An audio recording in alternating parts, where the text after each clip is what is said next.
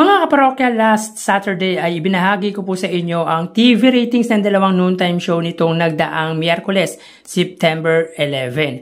At ngayon naman po ay ibabahagi ko sa inyo ang TV ratings na inilabas ng AGB Nutam Nielsen Philippines para naman po sa araw ng Huwebes, September 12. Pero bago natin pag-usapan yan mga kaparokya, humiling ako na pakisubscribe ang aking YouTube channel.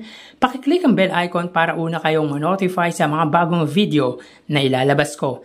At pakidamay nyo na din na i-follow ang aking Facebook page na Mega TV at ang aking TikTok account na Kaparokya TV. Maraming salamat!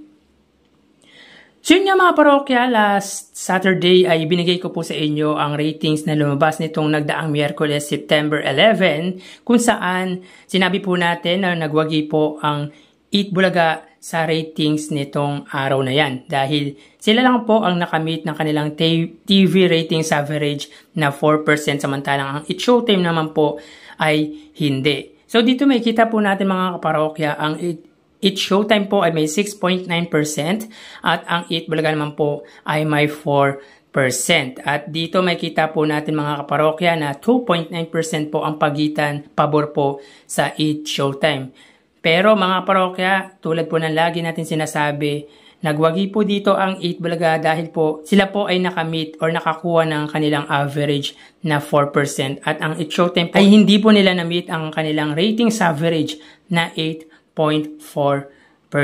So dito, ang GMA po ay may 5.3% at ang TV5 ay may 3.6%. So meaning ay 1.7% po ang pagitan ng dalawa pabor po sa GMA network. So 1% na lang po ang pagitan nila kung saan nung nakaraan ay umabot po ng 2.7% po ang inilamang ng GMA sa TV5.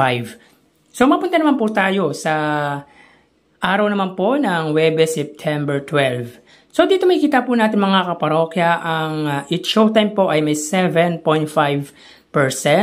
at ang Eat Bulaga naman po ay may 3.7%. So dito mga parokya ay hindi po nila na-meet ang kanilang TV ratings average na 8.4 para po sa Eat Showtime at 4% naman po sa Eat Bulaga. So dito ay wala pong nanalo sapagkat yun nga hindi po nila na-meet ang kanilang average ratings. So dito may kita po natin mga kaparokya, ang Eat Showtime po ay may 5.8%, ang GTV ay may 0.7%, ang A2Z ay may 0.7%, ang Kapamilya Channel ay 0.3% at ang All TV ay 0. Sa panig naman po ng Eat Bulaga, ang TV5 ay may 3.4% at ang RPTV ay 0. Kung titignan po natin ang dalawang malalaking TV station or yung main TV network ng dalawang noontime show ay angat po ng 2.4% ang Kapuso sa Kapatid Network. So dito may kita po natin mga kaparokya na tanging ang Kapamilya Channel lang po ang nakakuha ng ratings average na 0.3 and the rest po mga parokya ay hindi. Dahil ang GMA po ay may 6% TV ratings average, ang GTV ay may 1%, ang A2Z ay may 1% at ang All TV ay 0.1% TV ratings average. Sa panig naman po ng Eat Bulaga, ang TV5 po ay hindi po nila na-meet ang kanilang TV ratings average na 3.5%. So again mga kaparokya, dito po ay walang nagwagi sapagkat hindi po nila na-meet ang kanilang TV ratings average. At kung titignan natin mga parokya ay positive po ang nakuha ng Eat Showtime dahil from 6.9% ay nadagdagan po sila ng 0.6% at ito nga po ay 7.5%. Sa panig naman po ng Eat Bulaga ay negative dahil po nabawasan po sila ng 0.3% from 4% to 3.7%. So yun nga mga parokya, alam naman po natin ang mga bentahe na meron ang Eat Showtime sa Eat Bulaga. Ngunit magkaganon man mga parokya, alam naman po natin na iisa lang po ang hangarin ng dalawang noontime show dito sa bansa, ang magpasaya at magbigay ng good entertainment sa mga solid viewers.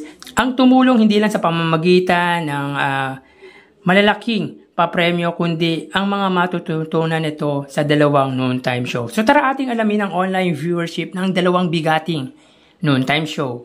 Para sa 8 Bulaga Under TVJ Facebook page na may 2.6 million followers at sa It's Showtime naman po na may 18 million followers. So as of 1:04 PM ay kita po natin dito mga kaparokya na ang It's Showtime po ay may kasalukuyang segment na Kalokalike. At ang 8 Bulaga naman po sila po ay may kasalukuyang segment na Sugod Bahay Mga Kapatid. So dito may kita po natin mga kaparokya, ang It's Showtime po ay may 11,100 viewers at ang 8 Bulaga naman po ay may 4,100 live viewers. So again, as of 1:05 PM, ang It's Showtime po ay may 11,200 live viewers at ang 8 Bulaga naman po ay may 4,000 live viewers.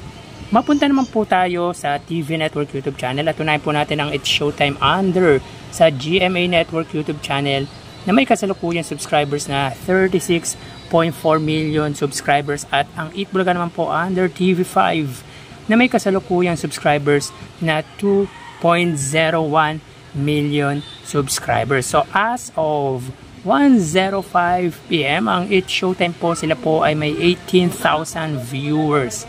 Ang 8 Bulaga naman po Under TV5 ay may 31,000 live viewers.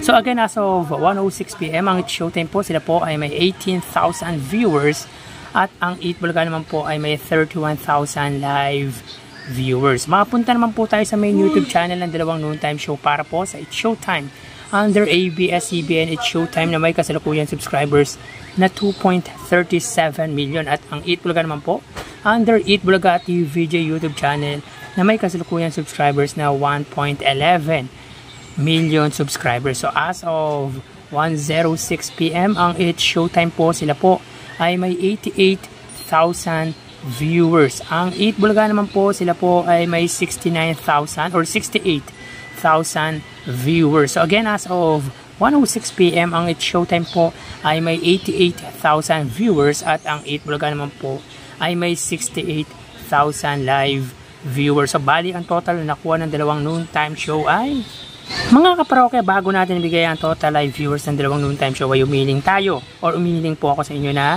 pakisubscribe ang aking YouTube channel, pakiclick ang bell icon para una kayong manotify sa mga bagong video na ilalabas ko at pakidami nyo na din na i-follow ang aking Facebook page na Mega TV at ang aking TikTok account na Kaparokya TV. Maraming salamat! So bali ang total na nakuha ng It's Showtime ay 117,000 viewers. 11,000 para sa kanilang Facebook Live, 18,000 sa TV Network YouTube channel at 88,000 naman po para sa kanilang main YouTube channel. Ang 8 Bulaga naman po ay nakakuha ng total na 103,000 viewers.